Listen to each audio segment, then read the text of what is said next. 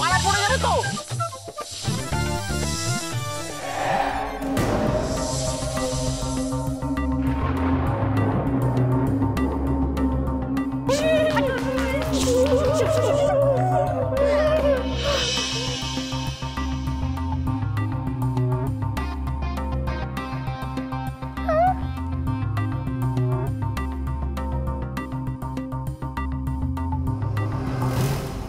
কি হলো? সব গেল কোথায়? হ্যাঁ,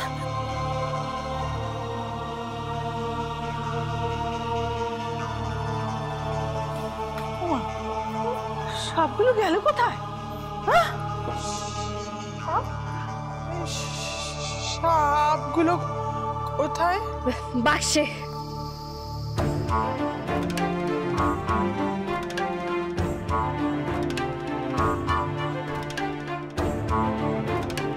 আবার চালাকি? তুমি আবার আমাদের সাথে চালাকি করলে? আমি কোনো চালাকি করিনি বড় মা। আমি তো বলেইছিলাম বুদ্ধিমাই বাক্স আমার দায়িত্বে দিয়েছেন, আর আমি ছাড়া কেউ যদি এই বাক্সে হাত দেয় তাহলে উনি ঠিক কোনো না কোনো গন্ডগোল করবেনই।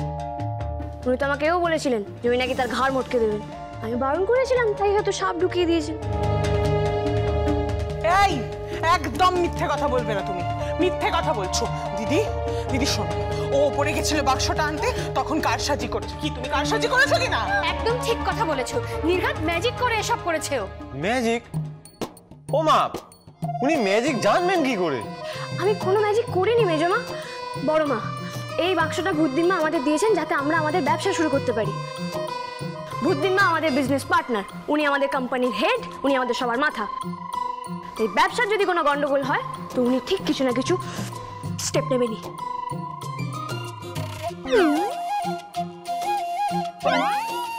আরে আরে মা, সিমরি সকলের সামনে আমার কেমন কইরা কোম্পানির মাথা কইলো, পার্টনার কইলো, ভালোবাসা কত ইজ্জত দিল আমারে, কত সম্মান দিল। আমি তোর লগে আছি, আছি আছি, তুই লইরা যা, আছি আমি। আমার বাড়ির মানুষটা আমার এতটুকু ইজ্জত দেয় না রে।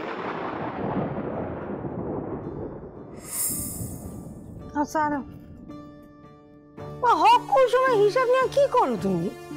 ব্যবসার হিসাব। সারাদিন বাইরে খাটাখাটনি করো, বাসায় ফিরে আবার ব্যবসার হিসাব। আমার দেখা দাও না, আমি করে দিই। তুমি? হ্যাঁ, তুমি হিসাবে কিছু বুঝো নাকি?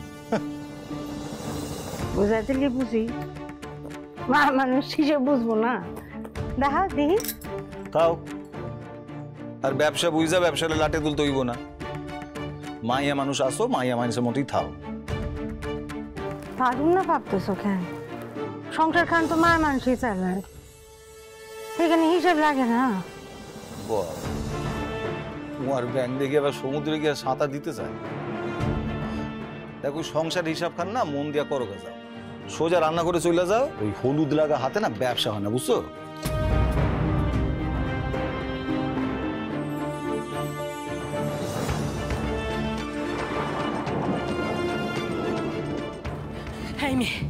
কি ভেবেছো তুমি? এই বাক্সটা নিজের জিম্মায় রেখে তুমি এই সংসারে কর্তাগিরি করবে? হবে না, আমি হতে দেব না কিছুতে। বুটিমা, তুমি ঘরে চলো, তোমার এখানে দাঁড়িয়ে থাকার কোনো দরকার নেই। ওরা যা খুশি তাই করো, এসো। হ্যাঁ মা, চলুন চলুন, ঘরে চলুন। মধু, মধু, এই চুপ করো। তুমি তো এদেরই দলের, তাই না? দিদি, আমরা দুজন তোমার দলে, এবার ঘরে চলো তো।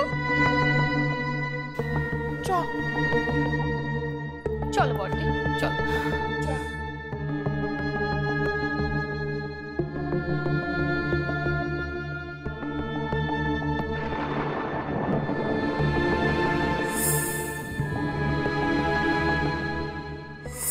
আরে, কমলের হাতের গয়নাটা তো সাপ হয়ে যায়নি?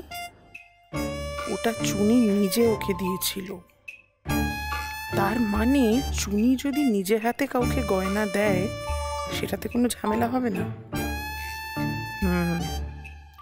ছক করতে হবে, কি করে ওর হাত থেকে গয়নাগুলো হাতানো যায় ভাবতে হবে।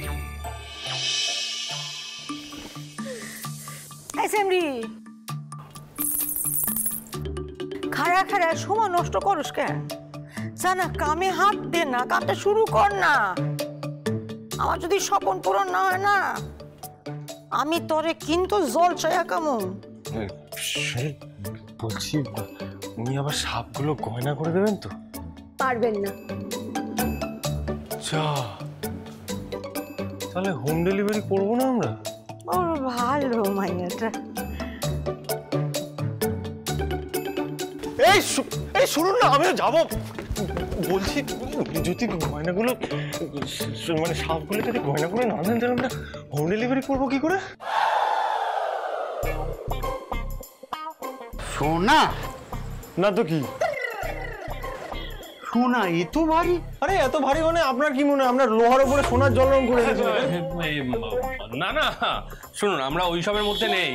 এটা অরিজিনাল পিওর গোল্ড, অরাম, রাসায়নিক সংকেত AU, পারমাণবিক সংখ্যা 79, যোজ্যতা +1+3, গলনাঙ্ক 1064.18। যা, কি হলো? গলনাঙ্ক শুনে রেগে গেছে মনে হচ্ছে। আঙ্কেল ওটা একটু ভালো করে দেখে বলুন না দামটা কত দেবেন। প্রশ্ন আছে। এত কিছু বলার পরেও প্রশ্ন আছে? জিনিসটা বেচা হচ্ছে কেন? ওই তো এটা তুই বল না। সোনা বেচে কেন মানুষ? প্রয়োজন আছে তাই বেচছি।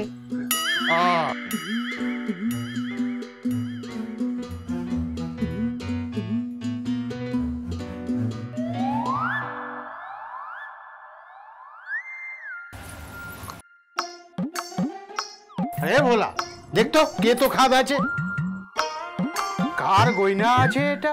কেন আমাদের?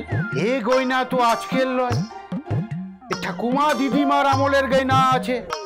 আরে হ্যাঁ তাই তো, মানে এটা আমাদের দিদিমার গয়না, আমরা নাতি মানে উত্তরাধিকারী, সেই হিসেবে আমরা পেয়েছি। কেন আপনার তাতে কোনো আপত্তি আছে? একটু। এটা যে আপনার দিদিমার আছে তার কি প্রমাণ আছে? আচ্ছা এত প্রশ্নের কি আছে বলুন তো? আরে আছে আছে, যদি চুরাই মাল হয় তো পুলিশের ঝামেলা তো আমাদের ঘরে আসবে। বেশ, তাহলে আমি আমাদের বাড়ির ঠিকানা আপনাকে দিয়ে দিচ্ছি, আইডেন্টি কার্ডের একটা জেরক্স কপিও দিয়ে দিচ্ছি, আপনি রেখে দিন। পুলিশ যদি আসে আমাদের বাড়িতে, তুই কেন টেনশন করছিস? আমাদের বাড়িতে পুলিশকে পাঠিয়ে দেবেন, আমরা প্রমাণ দিয়ে দেবো। আর হ্যাঁ, আমার ঠাকুমার একটা দাদুর সাথে গয়না পরে ছবি আছে, সেটাও দেখিয়ে দেবো। আরে ভোলা,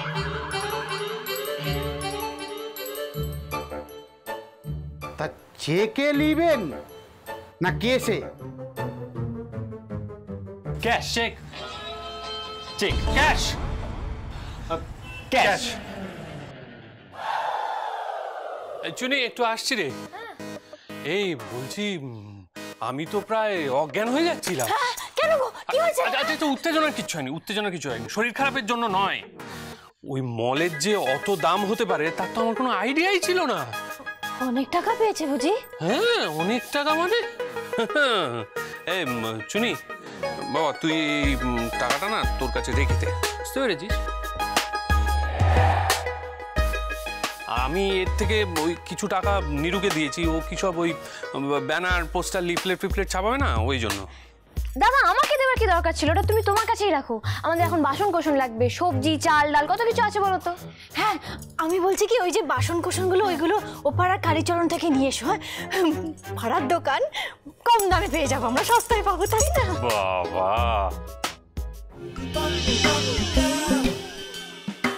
আচ্ছা, কালীচরণের দোকান থেকে বাসন কেনার কথা হচ্ছে। হ্যাঁ, আর ওই যে লিফলেট গুলো, ওইগুলো শ্রীহরি প্রিন্টার্স আছে না আমাদের, ওখান থেকে ছাপাবে বলেছে গো। কিচ্ছু হতে দেব না, ব্যবসা উঠবে লাটে আর গয়না আসবে আমাদের হাতে। ওদের সব প্ল্যান ওলট পালট করে দিতে হবে রে মেজো। দাঁড়া, ওনাকে ওই কালীচরণের দোকানে পাঠিয়ে বলতে হবে ওকে সবকিছু শিখিয়ে আসতে। আর ওই প্রিন্টার্সে পাঠাতে হবে লিফলেটগুলোর 12টা বাজানোর জন্য। আর শোনো শোনো, তোমাদের ছোট ঠাকুরপোকে আমি বলবো সিওরি প্রিন্টার্সে গিয়ে সব ভেস্তে দিয়ে আসতে, তারপর দেখি ব্যবসা কি করে করে। তাহলে চল চল কাজে লেগে পড়ি, চল চল চল। চুনি পান্না